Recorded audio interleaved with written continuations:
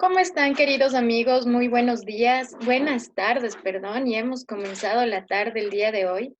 Vamos a conversar sobre la educación inclusiva. Estamos aquí ya listos para comenzar nuestro webinario y quisiera que me cuenten si pueden observar esta información que ya les estamos compartiendo desde nuestra página en Formación Continua Poliestudios.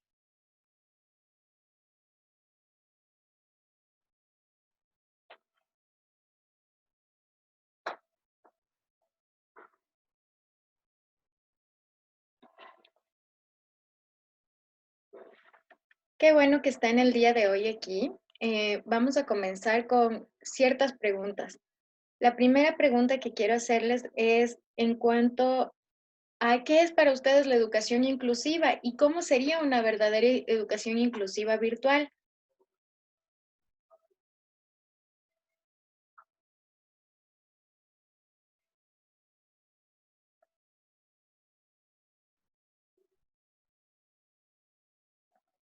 Compañeros, por favor, ¿me logran escuchar?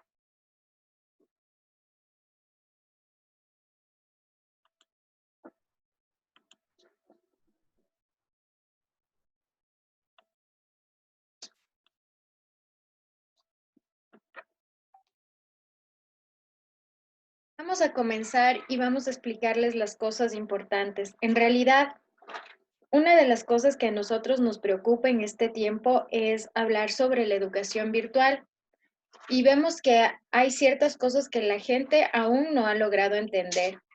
Y la primera cosa que la gente no ha logrado entender es la siguiente. Vivimos en un mundo diverso que necesita una mirada a lo que fue postergado, a lo que fue desechado, a lo que fue excluido y abandonado. Mientras a nosotros nos decían que la educación era tener a todos los alumnos en el aula y que esa era la única forma de aprender.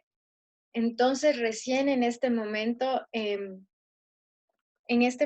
nosotros pudimos comprender que no era así, que la educación era otra cosa, que la educación era ir más allá de un aula, era ir más allá de las posibilidades y entender que podemos generar procesos creativos de desarrollo, de aprendizaje.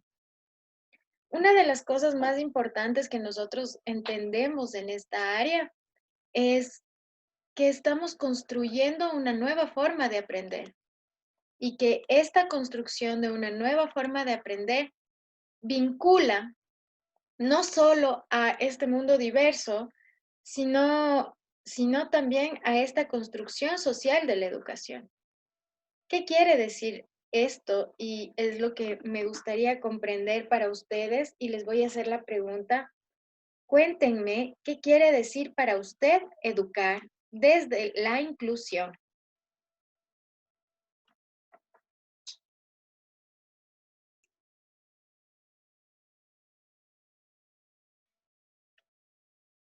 La Katy Romero me dice, es aquella que nos permite aplicar estrategias que benefician a los estudiantes con diferentes capacidades. Sí, puede ir por ahí. Muchas personas nos dicen que la educación online de algún modo que la educación online de algún modo es pensar en la diversidad, pensar en el diferente, en el postergado, en el desechado, en el excluido, en el abandonado. Pero en realidad, cuando nosotros hablamos de educación inclusiva, estamos hablando de una educación para todos, donde todos podamos desarrollar un proceso de aprendizaje apegadas y apegados a la inclusión de estar todos. Porque en el momento en que yo pienso que la educación inclusiva quiere decir estar pendiente del pobre o estar pendiente del rico o dejarle a un lado o estar con el discapacitado y fijarme con la persona con discapacidad y nada más, entonces hemos perdido ya la batalla desde el inicio. Porque nosotros debemos de entender que en un mundo diverso, la educación es para todos. La educación inclusiva puede definirse como eso, como una inclusión para todos, donde tú y yo somos importantes. No importa el color del cielo, quien hace el día bonito eres tú. Esta es la definición más clara de lo que debemos comprender sobre la educación inclusiva. En 1990 la UNESCO señala esto. Sin embargo, la realidad es que su definición ha pasado por diversos estadios. Su camino empezó con el vocablo integración, utilizado para enunciar el servicio que se debe prestar a las personas con necesidades educativas especiales, a quienes no debes excluirles del entorno donde están los demás estudiantes. En su evolución conceptual fue llegando a contemplarse como algo más que un espacio, porque al principio las adaptaciones curriculares estaban más ligadas a que haya un espacio físico adecuado, que haya rampas, que pueda dar ingreso a los estudiantes, que pueda haber un ascensor, por ejemplo, al segundo piso para el aula. Pero la cuestión es que no está ahí. La educación inclusiva es una educación para ti, para mí y para el que desee estudiar y aprender. Y ese debería ser nuestro espacio de mayor importancia y ese debe ser nuestro momento de construcción.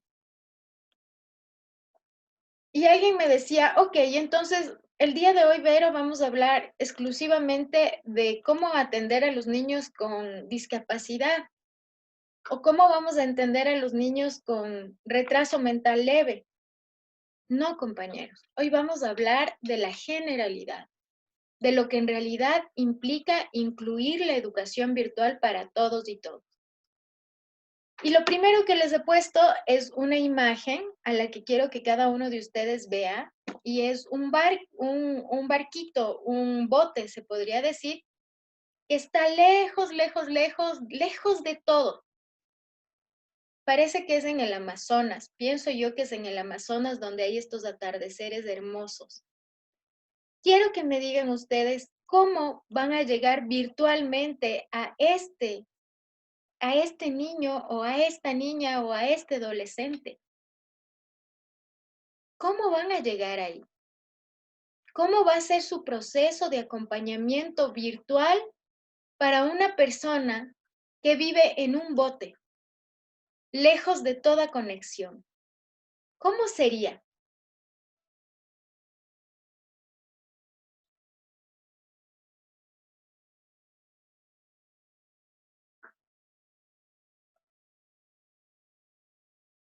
Sí, sería excelente, como dice Marco Ortiz, que para todos lados existe el Internet, pero no todo el tiempo va ahí. ¿Cómo podría ser una educación virtual para una persona que no tiene los recursos económicos para conectarse al Internet? Debemos primero entender, compañeros, que nosotros debemos ser asertivos ante las necesidades de todos los demás. Y debemos recordar, queridos compañeros, que el 60% de la población en el Ecuador es pobre. Y este debe ser nuestro entendimiento mayor. Esta debe ser nuestra idea mayor.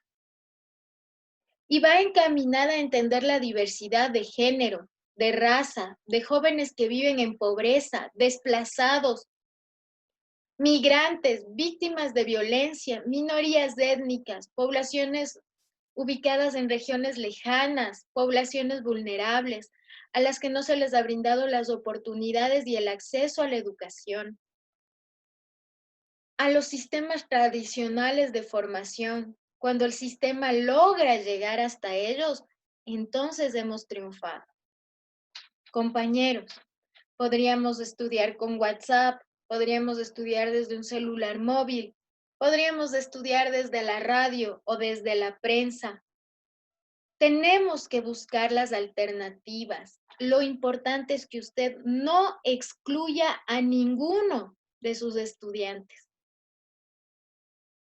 lo importante es que usted entienda que no todos tienen los medios tecnológicos para estudiar y a veces el Internet nos juega unas tremendas malas pasadas. Que mi proceso educativo debe ser tan claro, compañeros, que si hoy no hubo videoconferencia, usted entienda lo que debe hacer. Nuestros procesos deben tener varias opciones para adquirir el conocimiento, compañeros. Porque si yo estoy en la provincia de Bolívar, en San José de Chimbo, que es la provincia de Bolívar, y yo soy de esta provincia, a veces cuando llego no me coge bien la señal del internet. Y a veces me pongo a pensar en los niños. ¿Qué va a pasar? ¿Cómo voy a ayudar? ¿Cómo voy a hacer una educación para todos en momentos de pobreza? Y miren lo que yo he hecho. Yo hice una encuesta alrededor de 22,000 docentes para entender qué medios tecnológicos tienen sus estudiantes a la mano para poder estudiar en realidad. Y la mayoría me señaló, Verónica, todos tienen un smartphone. El 90% de la población ecuatoriana tiene un smartphone. Y todos tienen solo redes sociales y WhatsApp gratis. Confírmenme si es así, por favor. No tienen computadora, no tienen acceso a todo el Internet, pero tienen acceso al WhatsApp y a las redes sociales gratis. Dígame si es así. Así es. Muy bien. Cuando nosotros tenemos eso, debemos entender que tenemos dos tipos de niños en situación de vulnerabilidad en esta crisis terrible por la cual nosotros estamos viviendo. Tenemos por un lado, compañeros, a personas abandonadas y por el otro a personas sobreprotegidas, que no se les ha enseñado la realidad. Aún veo personas en Cumbayá con sus atléticos trajes deportivos corriendo por las calles de nuestro país, pensando que por tener un poco más de dinero no son vulnerables a un proceso. También veo niños forzados a tener otro tipo de responsabilidades. Por ejemplo, niños responsables de obtener los alimentos, niños que trabajan y estudian al mismo tiempo, niños que trabajan en el campo, niños forzados a compartir responsabilidades, niños y adolescentes que son padres de familia. Esos son los niños abandonados, a los que nosotros debemos llegar, queridos docentes. Y esto para mí es súper importante. La mayoría de personas vive con niños en situación de abandono. En las ciudades, al contrario, tenemos más niños con sobreprotección, que se han vuelto niños incapacitados, niños que tienen padres en constante búsqueda de la perfección. Todo es, mi hijo es perfecto, mi hijo es el más inteligente, mi hijo es el más capaz, mi hijo puede todo, mi hijo sabe todo. Y exigen mucho de los docentes, cosas casi imposibles de cumplir. También tenemos padres de familia que buscan dar a sus hijos lo que nunca han tenido y les llenan de tablets, computadoras, celulares, les dan todo lo que necesitan y aquello que ni siquiera necesitarán un día.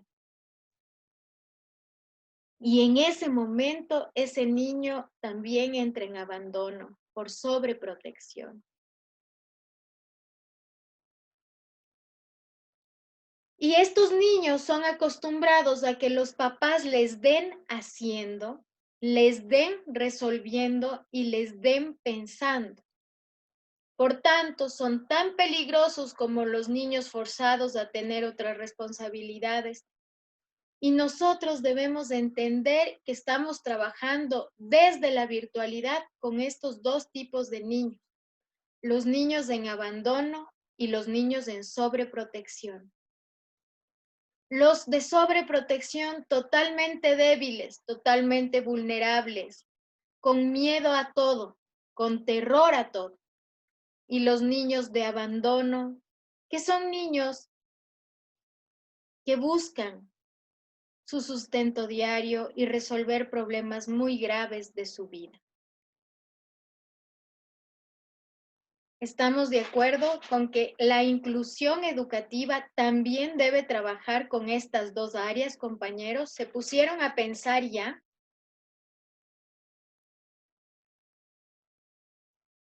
Sí. Compañeros en Zoom, ¿cómo les va? Quiero que me digan si es cierto que estamos viviendo estos dos tipos de niños en la actualidad, los niños sobreprotegidos y los niños abandonados. Y desde la virtualidad, este es un problema aún mayor. ¿Por qué me dirán? ¿Por qué, Verónica, tienes que abordar este tema en la virtualidad? Primero, chicos, porque los niños sobreprotegidos y los niños abandonados son los niños que van a caer rápidamente en redes de pedofilia, van a caer rápidamente en redes de manejo de niños, van a ser niños que van a investigar o van a buscar cosas prohibidas por necesidad o por necesidad de seguridad, cariño o atención. Es una sociedad malévola, es una sociedad enferma. Y nosotros debemos dar reglas claras en la virtualidad para proteger a estos dos tipos de niños con los que trabajamos día a día. Claro, los dos tienen algo muy importante que tomarse en cuenta. Ninguno de los dos tiene padres en realidad, porque el que sobreprotege hace mucho daño y el que abandona también.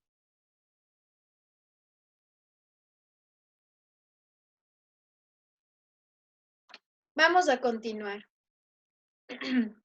Cuando hablamos ya de necesidades educativas especiales, debemos entender que normalmente ya en un aula vamos a tener niños con dificultades del aprendizaje, niños con trastornos, niños con vulnerabilidad. Y para ser más específicos, tenemos uno de cada 10 niños con trastorno de deficiencia de atención. Uno de cada 10 niños en el Ecuador presenta dislexia y el 5% de la clase ha sido abusado sexualmente. Y esto es lo que vamos a tener también en la virtualidad. Y ustedes deben acordarse que tanto en lo presencial como en lo virtual debe existir la adaptación curricular para ese niño. En el caso de ser un hogar conflictivo o de violencia, usted está obligado a hacer un seguimiento profundo del niño. Comunicarse diariamente, 2 o 3 veces al día, para ver cómo va su vida, cómo se siente, qué ha pasado. ¿Ha tenido que comer? ¿Hay algo en lo que yo puedo ayudar? Imagínense que 1 de cada 100 niños en el Ecuador tiene autismo. Por tanto, cuando hablamos de trastornos, estamos hablando de autismo, de Asperger, de TDAH, de trastornos obsesivos compulsivos, trastornos ansiosos, trastornos depresivos.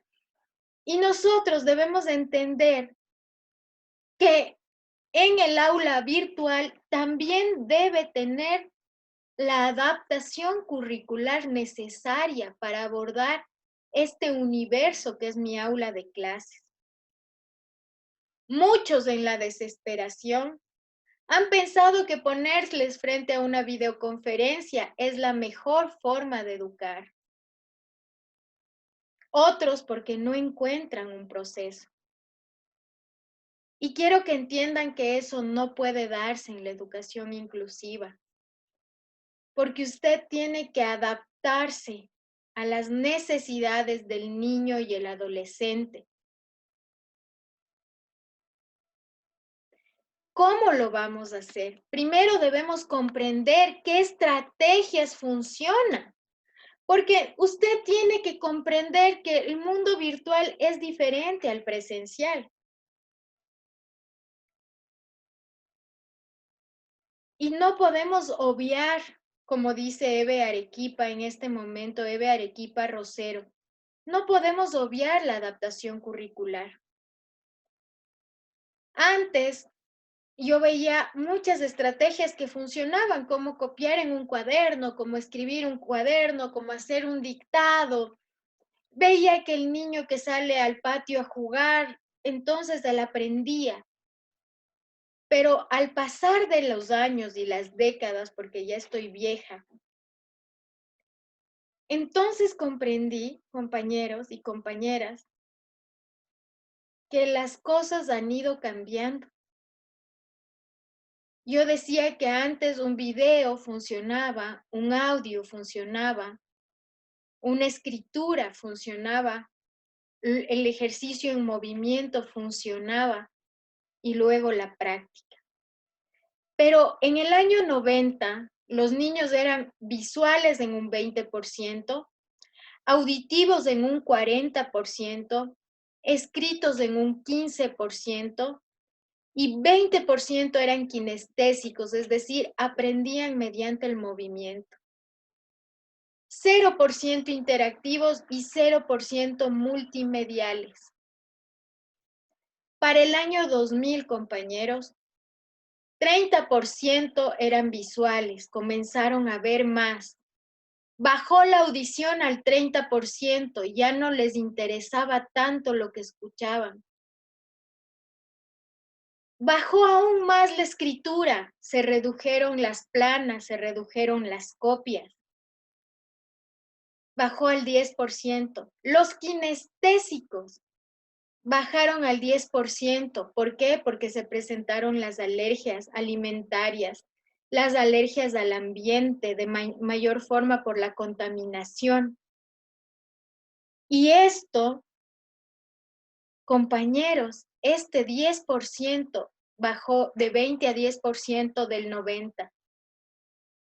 Y crecieron dos procesos más con la llegada del Internet ya a Latinoamérica y nos convertimos en personas más interactivas, mucho más multimediales.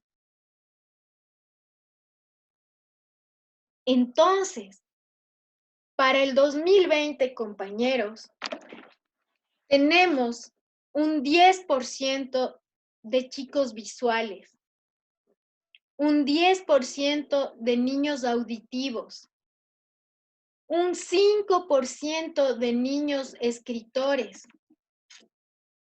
un 5% de niños kinestésicos, un 40% de niños interactivos que necesitan interactuar en la red para comprender y un 30%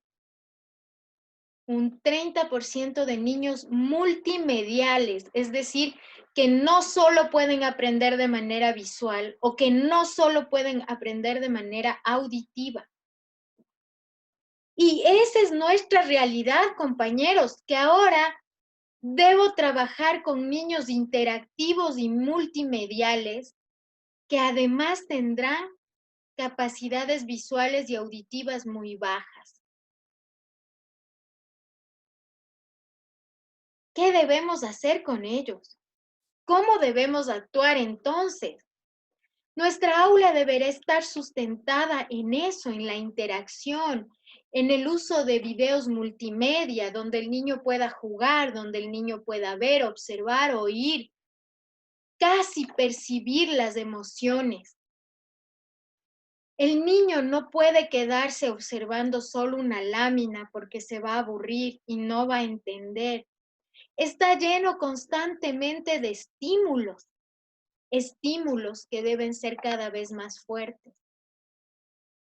Cuando nosotros hablamos de estudiantes interactivos y estudiantes multimediales, además estamos aplicando estrategias de diversidad para cumplir con metas de la educación presencial en la virtualidad. Porque sí, es verdad, compañeros, estamos dando un salto épico a nuestra realidad. Si nosotros tenemos ahora un 5% de estudiantes kinestésicos, deberemos pensar también en ellos y en su movimiento y cómo mejorar estas herramientas visuales y auditivas para permitir su interacción. En el 2020 dejó de funcionar completamente, compañeros, la memoria y nos convertimos en una sociedad de la información y pasamos a ser la sociedad del conocimiento. Estamos buscando aprendizajes significativos. Compañeros, no podemos pasar el tiempo enviando chorizos de información que no sirven para nada. Hablamos, como dice Alex Martín Valareso, de nativos digitales, capaces de darse cuenta cuando no hemos preparado una clase o cuando hemos fallado. Es necesario, por tanto, la adaptación curricular. Es necesario que usted entienda que su fuerza en este momento pedagógica va a estar en la interacción con objetos multimediales.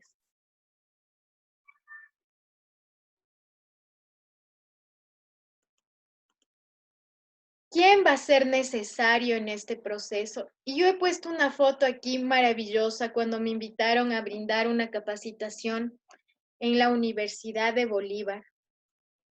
Y aquí está un grupo de docentes de la Universidad de Bolívar y de estudiantes de la Universidad de Bolívar y rectores de la universidad. ¿Por qué he puesto esa fotografía, compañeros? Porque nosotros necesitamos trabajar como comunidad educativa. Es obligatorio que encontremos integrada a la comunidad educativa para cumplir los procesos. En este momento, la inclusión educativa también responde al padre de familia, al desarrollo del padre de familia, a la interacción que puede él ayudarnos a brindar. Un niño con discapacidad no puede ni debe estar 8 horas sentado frente a un computador viendo la videoconferencia de la profesora. Un niño de 8 años sin ninguna discapacidad tampoco debería estar 8 horas sentados frente a una computadora. La estructura de la clase debe estar orientada a 3 procesos: para comprender, para crear y para innovar. Esto es lo que usted necesita hacer. El niño comprenda un pequeño concepto, cree su propia forma de aprender e innove algo para el mundo.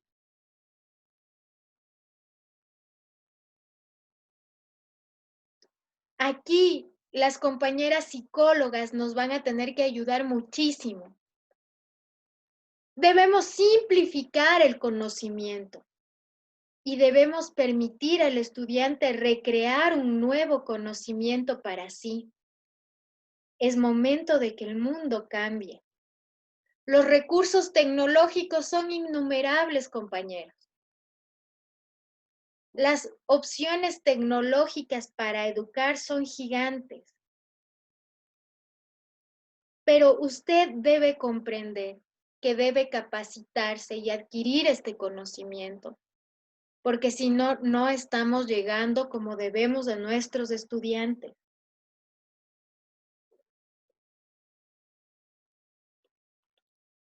¿Qué es lo que buscamos, chicos?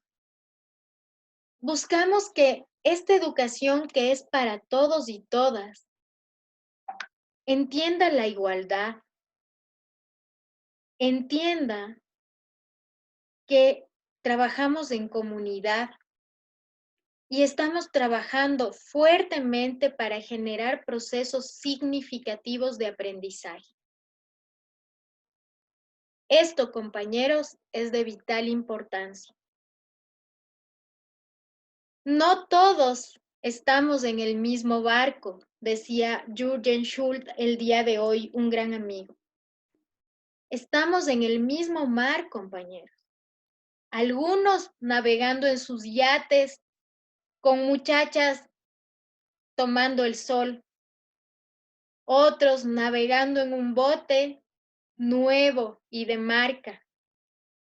También tenemos aquellos que están en un bote con un hueco y están vaciando el agua cada instante. Hay otros que están nadando con un salvavidas en su cintura desesperados. Y otros compañeros, otros millones de niños y niñas que están nadando en el agua tratando de no ahogarse. La inclusión, compañeros, debe estar en la educación virtual. Debe ser un abordaje, como dice Carlos Lucas, íntegro de equipo, multidisciplinario y también, Carlos, transversal. Porque si no entendemos que la educación es parte del progreso de las ciudades y de los pueblos, entonces hemos perdido la magia.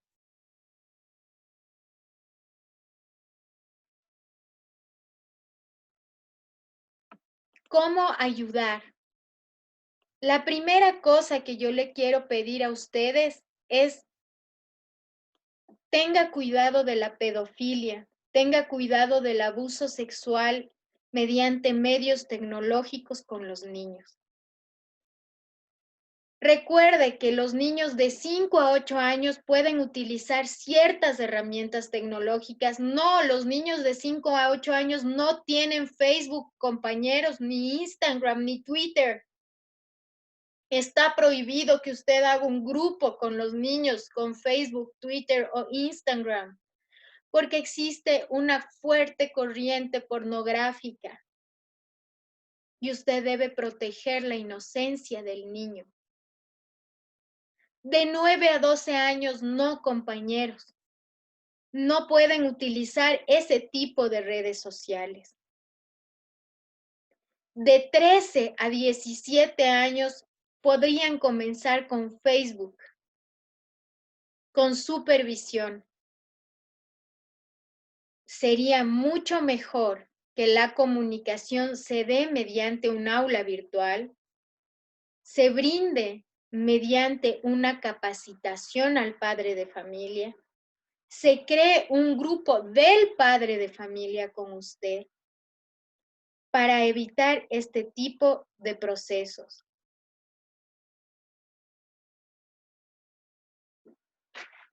¿Qué es lo que les pido, compañeros? Les pido que en esta etapa seamos empáticos. Empáticos con la supervisión de las redes sociales. Empáticos con el padre de familia y la madre de familia que está trabajando, lavando la ropa, cocinando y atendiendo a sus hijos. Empáticos con los educadores que no deben calificar miles de deberes, sino enviar lo que realmente se necesita. La inclusión, compañeros, es parte de todos y es la educación para todos. Por tanto, usted no se va a olvidar de hacer su adaptación curricular. Por tanto, usted va a trabajar fuertemente en el compromiso social multidisciplinario de apoyar a nuestros chicos en ser pacientes, en construir nuevas realidades e identificar procesos para su apoyo. El día de hoy he publicado en Poliestudios, en el fanpage de Poliestudios, herramientas para la lectura comprensiva, para la memoria y la atención.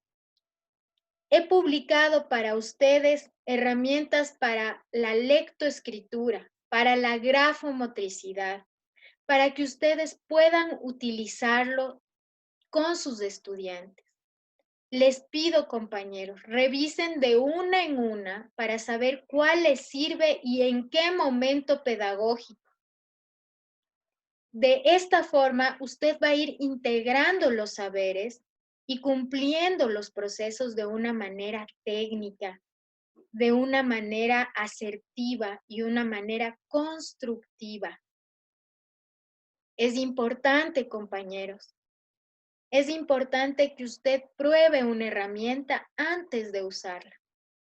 De esta forma, asegurará la calidad educativa que debe brindar a su estudiante.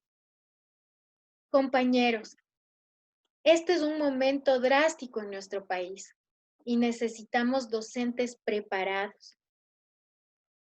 Necesitamos docentes capaces de asumir un reto. Si es que tú quieres inscribirte en la competencia digital docente avalada por la CETEC, visita nuestra página www.poliestudios.org o llámanos al 095-860-8835. En ese momento, compañeros, ustedes podrán entender cómo hacer un aula virtual, cómo hacer un trabajo en grupo, cómo enviar una tarea, cómo hacer una prueba adecuada bajo los requerimientos necesarios. Si usted no se siente capaz, compañero, siente que la tecnología le ha vencido, que no está consiguiendo el aprendizaje necesario, visita nuestra página, inscríbete en los cursos. Antes este curso nosotros lo vendíamos en $400 y por la crisis lo estamos dejando en $20 para que todos puedan aprender. Esta es nuestra contribución con la sociedad. Que Dios les bendiga, les dé salud y les llene de oportunidades. Entiendan, compañeros, que la pobreza también necesita ser incluida, que la vulnerabilidad como la lejanía también necesita ser incluida, que el dolor y el sufrimiento como el maltrato y el abuso también debe ser incluido en nuestra propuesta pedagógica virtual. Les abrazo fuerte y les digo que ustedes pueden, que son docentes maravillosos, que son docentes que se capacitan para triunfar. Que les vaya muy lindo, chicos. Hasta luego.